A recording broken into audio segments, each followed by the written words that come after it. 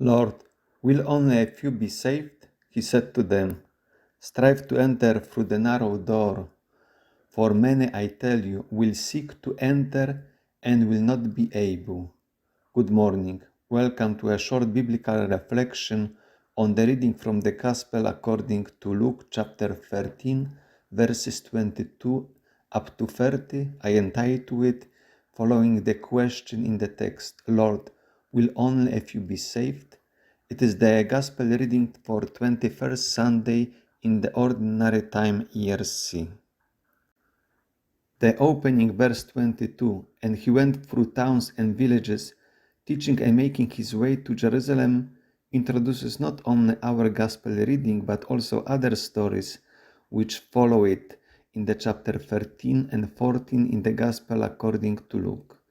Now, in the following verses 23 and 24, the question which I already read, Lord, will only a few be saved? And Jesus answered, strive to enter through the narrow door, for many, I tell you, will seek to enter and will not be able.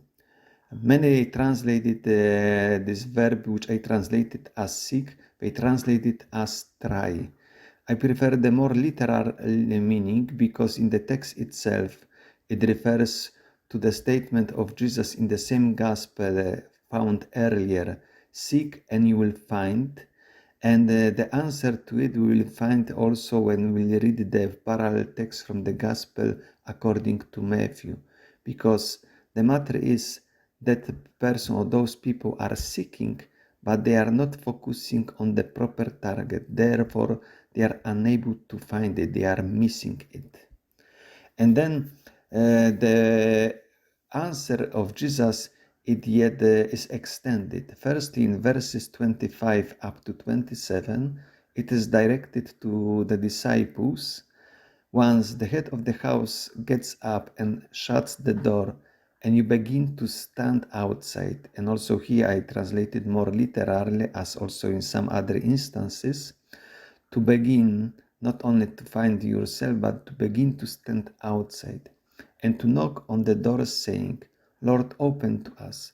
And answering, he will tell you, I do not know you, where you come from. Also, I separated those two statements because they are in fact two.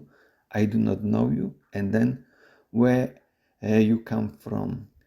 And then you will begin to say, we ate in your presence and drank, and you taught on our squares. Also here many translate streets, while the Greek word refers to an open space, so better to translate it as squares.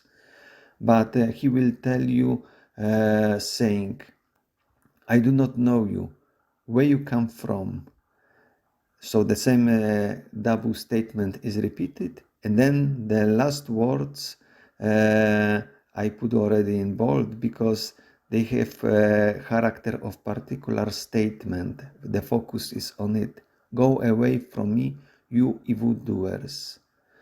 And then the following answer in verses 28 and 29 in comparison is given to all the descendants of Abraham. There will be weeping and gnashing of teeth when you see Abraham and Isaac and Jacob and all the prophets in the kingdom of God, and you yourself thrown outside. In verse 25 we have you begin to stand outside, and here you yourself thrown outside. And it's compared with other people who will be coming from east, west, north, and south, and will sit at the table in the kingdom of God. And the last statement, verse 30, is a proverbial saying which we find also a couple of times in the Gospel according to Matthew, and also we find it in the Gospel according to Mark. And behold, they are last who will be first, and they are first who will be last. Some translate it also in the sense that there are some last who will be first, and there are some first who will be last. In the Gospel according to Matthew, in chapter 6, verses 13 up to 23, we have a similar situation.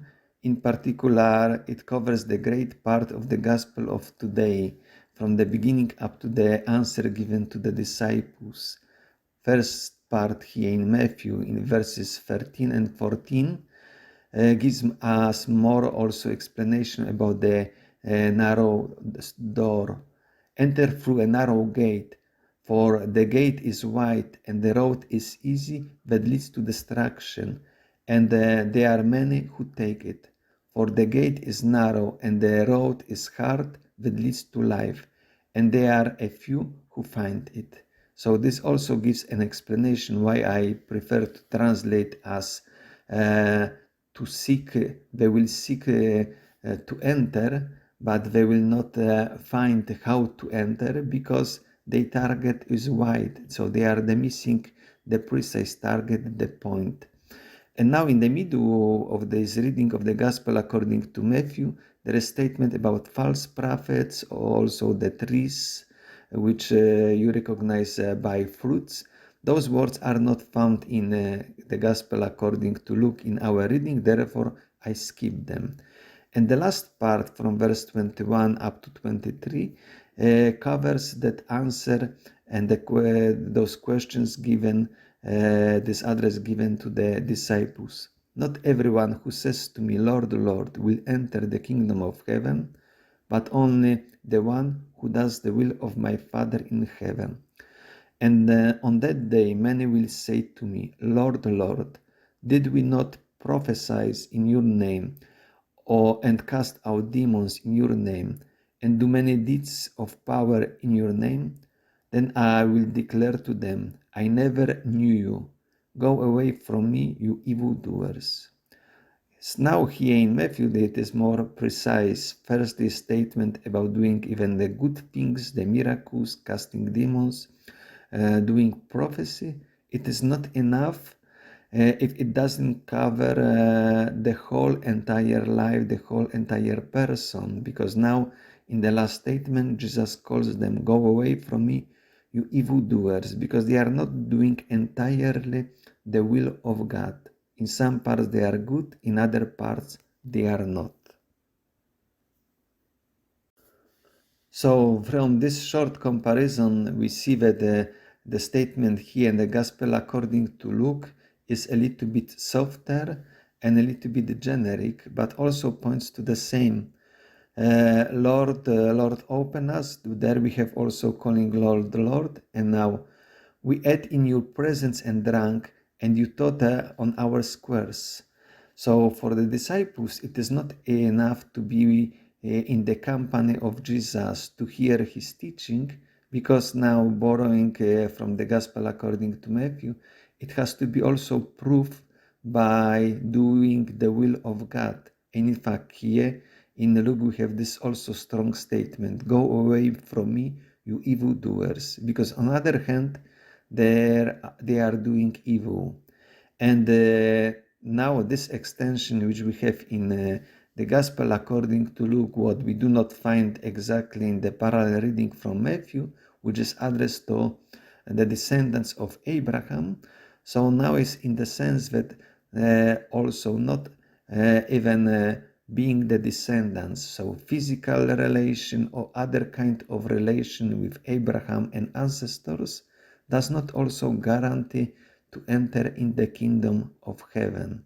Therefore also this concluding statement, the last that will be first and the first will be last, on one hand it can refer, and it refers in fact this chronicle way that the Jews which receive first the message, in fact they are now getting the last point, the last post, because the pagans are entering before them, because the Jews did not accept the words of Jesus. But also it can apply to any other situation of any other precedence in our life. So not only the one who begins well, but also the one who concludes well. So some can begin later and they can enter first. I would like to wish you a nice day, a nice reflection on this gospel.